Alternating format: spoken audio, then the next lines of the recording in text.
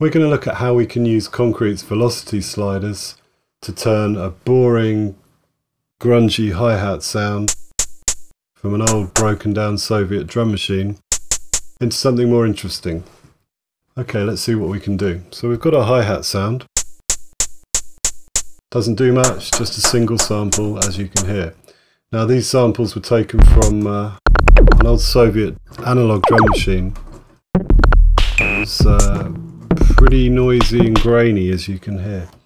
Anyway, we'll move over to our beat shifter pattern sequencer and just play a basic hi-hat and kick track. Okay, pretty dull, pretty grungy. I've selected our hi-hat, as you can see here. It's on key F1, it's the closed hat. Now let's first see if we can just add some expression. Let's turn down the decay a bit. You hear if we increase the velocity slider here, now the softer velocities, that's the lower velocities here, have a much shorter decay time. Already that's giving us a nice expressive texture. If I add a little bit of velocity to volume mapping, there we go, we're getting quieter and louder. If I roll off the attack of the sound, you can hear all the sounds get fluffier and softer. And if I move the velocity to a negative value, now the harder hits keep their hard attack sound and the softer ones get a little bit fluffier. Just adjust that. Okay, I think that's already a lot better. And what can we do to take it further in Konkrete? We can look at our glitch processor here. Now what I need to do here is switch this on, and you can hear that starting to work.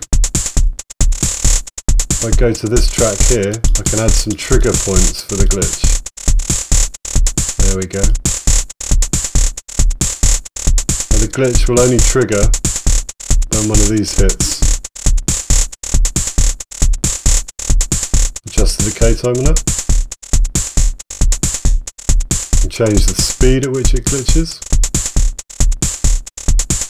Okay, that's quite interesting. Make it slide upwards. Down. Okay, how about some filters? The bandpass might be good with a hi-hat sound. A bit more level. We could have the bandpass respond to velocity. So the higher velocities are having a higher cutoff frequency here. That's quite nice. I think what I'm going to do is move over to our filter envelope, add that there, bring the decay time right down,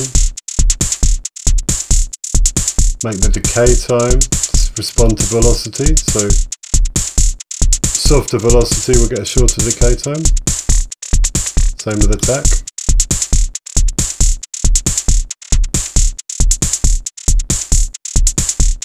Now the depth.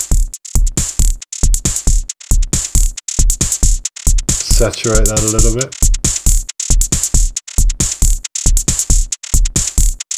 That's getting pretty cool. Can make it really spit.